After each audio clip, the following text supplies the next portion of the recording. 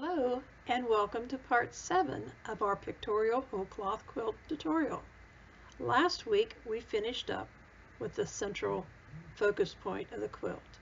Today we're going to carry on. Before we can move on to the contained fillers, we first have to stitch the division points around our areas.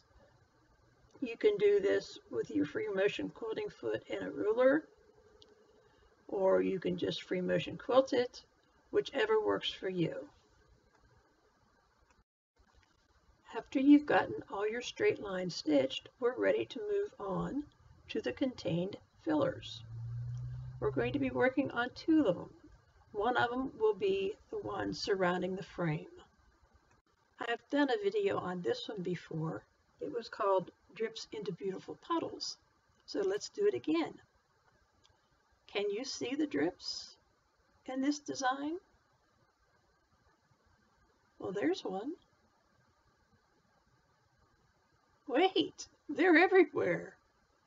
This design is made up of nothing but a bunch of drips. So, maybe this quilting background isn't so hard after all.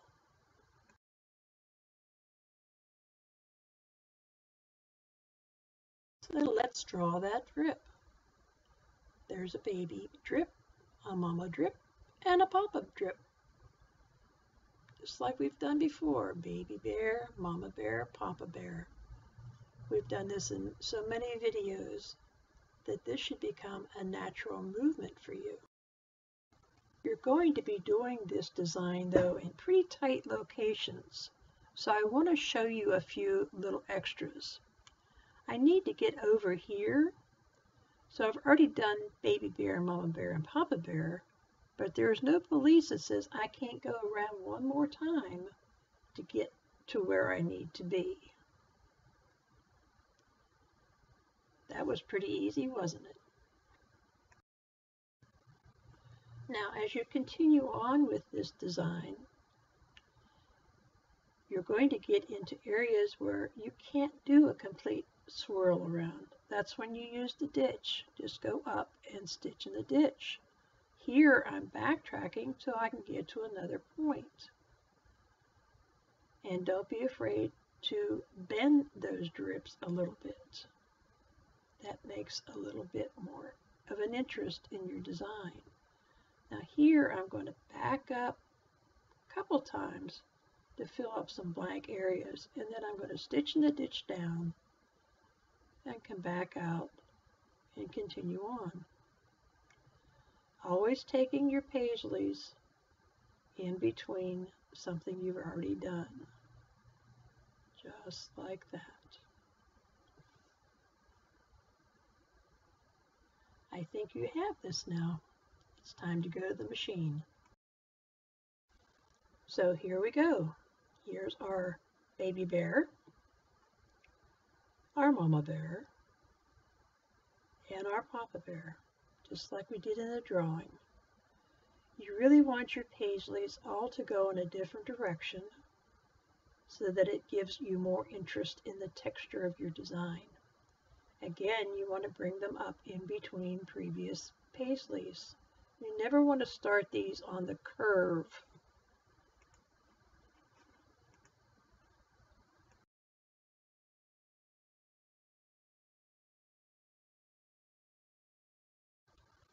If you're trying to really think about this design, always know that if you start on the left side, you'll end up on the right side if you go around 3 times.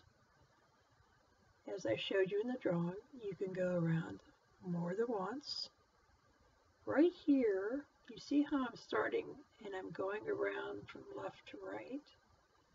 Now I'm going from left to right again because I realized I wanted to finish up on the left side, and I can't do that the way I started out. So again, you can change direction if you want to get to a place you want to be. Another thing that you can do, if you decide that you're on the wrong route, you can backtrack. and you'll see that in just a moment, where I actually backtracked my design, and I'm slowing this down so that you can see it.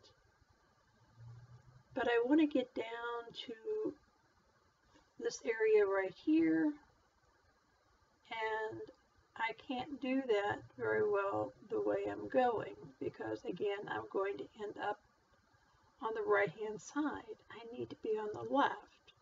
So I could go around one more time, or I can do this. And now I'm right where I want to be, and I can continue on. So I'm not leaving any gaps in my quilting stitches. Can you see where some of these drips are curved? It adds a little bit of interest to the design, and it also helps you to snug those little teardrops. Now we're going to work on those diamonds that you so painstakingly drew onto your fabric. Here we go. This is how it's going to be done. Okay, this design is very similar to cathedral windows or orange peel, except we only go up and down, up and down, up and down. We don't do the up, across, and down like we do in the orange peel. It's just up and down. You go down the ditch to get to the next place. And now you're going to do down and up. Down and up. It's just the opposite, and you'll do that across. This whole diamond pattern can be filled in one continuous stitching from the beginning. If you start up at the top corner, you can work your way all the way through without having to break your thread once. And when you're done, it's sort of again like the orange peel in that you will have circles with petals if you've done it correctly. So let's see that form here. I actually stitched this a little bit better than I draw it, so we'll see the circles forming in this row and the flower petals. Okay, there's our first circle. Our second circle, do you see them? But that's all you do, you just up and down, up and down. When you get to the end of that row, then you start going up. Okay, so let's stitch this out now. We're going to go up and down, up and down, up and down, and we're going to continue on with that, just like we did in the drawing.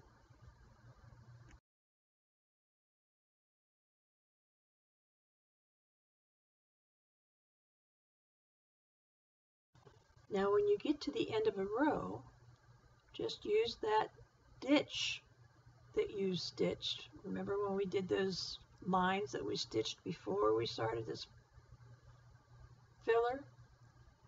We're going to take advantage of those and just continue stitching on that line so that we can continue across the other way.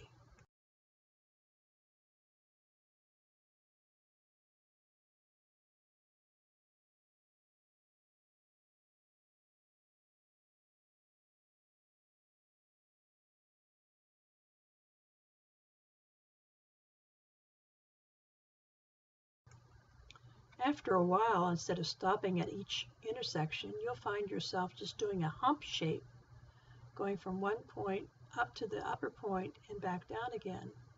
You might find that your stitching is even smoother doing it that way without all the stops. But if you need to stop, you need to stop so that you can rest and not get stressed out. I'm going to show you something here in just a moment that will probably happen to every one of you, because after a while these lines kind of get to you and you're stitching white on white and you're stitching along, and all of a sudden something just doesn't look right. Do you see it yet? Boy, it's glaring at me. Because remember, we're looking for those circles and the petals inside. What's missing? Oh, I skipped a row. Let's back up and fix that. That's another beautiful thing about this design. It's really hard to goof it up.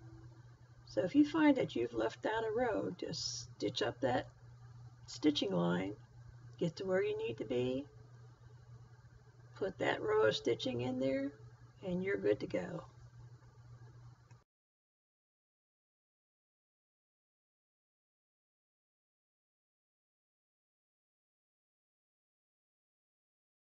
Now this is just a repeat of what I just showed you, but this is on the actual quilt.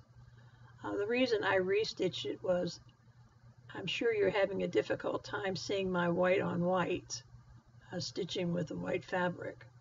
But I just wanted to show you on the actual quilt what it's going to look like when you get to the end. When I said about the stitching line that you stitched in there, when you get to the end, you're going to stitch down that line until about a point where it would have started the next row if it had been a complete block, and then you'll be on your merry way again. The nice thing about this particular design is when you get to the end, it's a short distance because it's a narrow border. The only time you have a long run is when you're doing the top and bottom rows.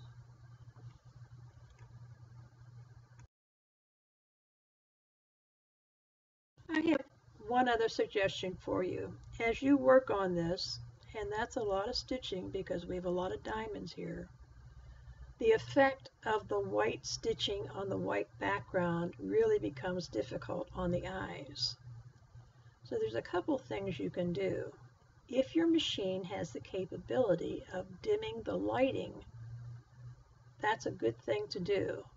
As the lights are dimmed down, you don't get that reflection back in your eyes, and it's not as tiring on your eyes. If you don't have that ability, I've gone so far in the past as to wear a pair of sunglasses. That cuts down the glare, just like you would if you were in the snow. You had the snow glare, people wear sunglasses. So that works as well.